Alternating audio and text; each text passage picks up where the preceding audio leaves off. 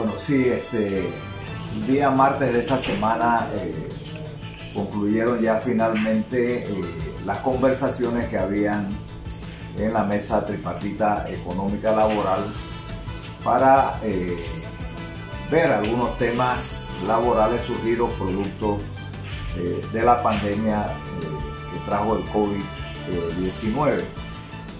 Fueron 61 días de intensas conversaciones. El movimiento sindical, en las tres mesas temáticas que se establecieron, presentamos documentos consolidados de propuestas que a juicio del movimiento sindical podrían ayudar a resolver el tema de la situación, el tema económico por la cual están atravesando los trabajadores producto del bono de 80 balboas, que en primer lugar fueron 40, pero bueno, finalmente el bono terminó en 100 balboas, que no alcanza siquiera para los gastos de la canasta básica. Ese fue uno de los temas. El tema de la reforma de la ley 59, que tiene que ver con el Vale Panamá, que es un vale que las empresas reconocen a los trabajadores, en algunos casos por su esfuerzo, por su permanencia, por su participación en la producción, y las empresas como reconocimiento. Este vale existe desde el 2003 a través de la ley 59. Esta ley se planteó aumentar a 500 balboas el tema que tiene que ver con el Vale Panamá, y que los trabajadores podrían lograr hasta un 75% del salario en materia de vales. Estos vales no se consideran salario. En la mesa 2, que tenía que ver con la parte económica y legal, el movimiento sindical presentó un documento consolidado que contenía más de 18 propuestas que planteaba el movimiento sindical. De estas 18 propuestas, finalmente se consensuaron 6 propuestas, todas relacionadas al tema de la suspensión de los contratos. El Código de Trabajo establece que los contratos, cómo se suspenden los contratos de trabajo. El decreto 71 emitido por el Ministerio de Trabajo viola lo establecido en el Código de Trabajo y en la Constitución Nacional.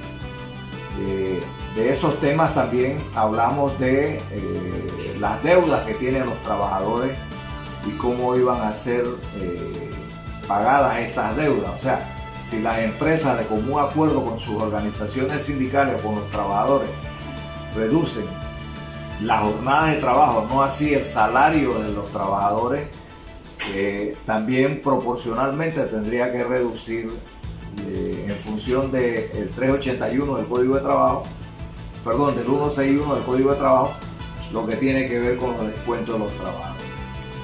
Y la mesa número 3, que tenía que ver con el retorno gradual a los centros de trabajo, esa mesa logró alrededor de 14 o 13 acuerdos, en los cuales tiene que ver con todo lo que es la higiene en el trabajo, la seguridad en el trabajo, que las empresas cumplan los comités de salud y higiene en el trabajo, que las empresas cumplan con las recomendaciones que los protocolos de salud han venido haciendo. En general tiene que ver con todo lo que es la vuelta al puesto de trabajo. Entonces nos extraña sobremanera que aparezca la ministra de Trabajo diciendo que de los temas discutidos pueden haber surgido proyectos de ley. Eso es falso. Nosotros hacemos un llamado de atención a la ministra de Trabajo, porque en la mesa de diálogo tripartita bajo ninguna circunstancia se habló de presentar leyes a la Asamblea Legislativa. Cualquier intención de reforma al Código de Trabajo, nosotros en la mesa tripartita la hemos rechazado contundentemente, ya que consideramos que el Código de Trabajo actual reúne los requisitos y las leyes y los articulados que regulan todo lo que tiene que ver con la materia que nos ocupa en función de la suspensión de los contratos de trabajo y lo que tiene que ver con la salud y higiene en el trabajo. Ya nuestro Código de Trabajo mantiene toda una serie de reglamentaciones que tienen que ver con toda esta materia. Nosotros lo que aspiramos, y lo hemos dicho, es fuimos a la mesa no pensando ni aceptando reformas al Código de Trabajo, y queremos dejar alto y claro a las autoridades de trabajo, al gobierno nacional, que los trabajadores no vamos a permitir reformas al Código de Trabajo que retrocedan lo conquistado hasta el momento por los trabajadores. Independientemente de las declaraciones de la ministra, señor Pinzón, ¿satisfecho con los acuerdos que se dieron? Bueno, yo hacía remembranza de que en 1995, con la Ley 44, cuando el gobierno del presidente Ernesto Pérez Valladares presentó una propuesta de reforma al Código de Trabajo, en ese entonces empleadores y trabajadores consensuamos un 65% de esa propuesta que se presentó en ese momento. Sin embargo, en la Asamblea Legislativa descuartizaron lo que trabajadores y empresarios, el esfuerzo que habíamos hecho por lograr consensos en mejorar el Código de Trabajo, no en retroceder en las normas laborales que ya existían en el país, sino adecuarlas al momento, a ese momento, porque habían algunas exigencias de los organismos financieros internacionales. Así que eso lo que dio como origen fue que acabó con las posibilidades de que empleadores y trabajadores siguiéramos discutiendo temas relacionados a la legislación laboral y que las leyes surgieran de acuerdos bilaterales entre el sector empleador y trabajador. Entonces, en este momento, en ningún momento, y eso están claros los empresarios, de que el movimiento sindical no fue a la mesa de concertación a negociar ninguna reforma al Código de Trabajo. Oiga, don Aniano, en otro tema, hoy el país vivió en horas de la mañana un momento histórico, trascendental, dice mucha gente.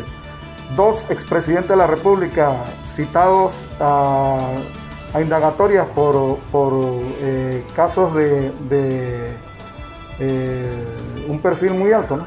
Sí. Bueno, mira, definitivamente que yo creo que la justicia está avanzando.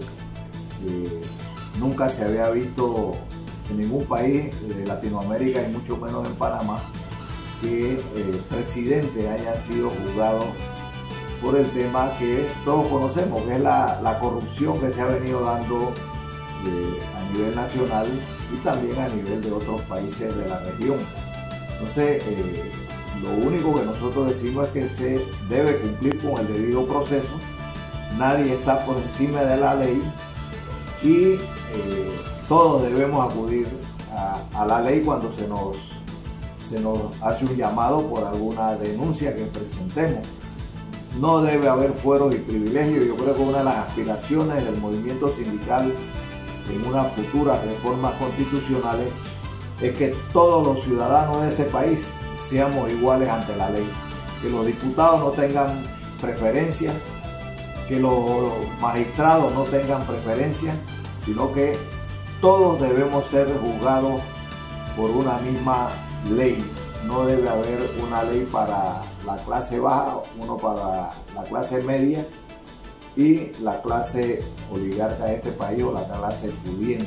Entonces, lo que aspiramos nosotros los sectores es que haya una sola ley que sirva para todos los sectores.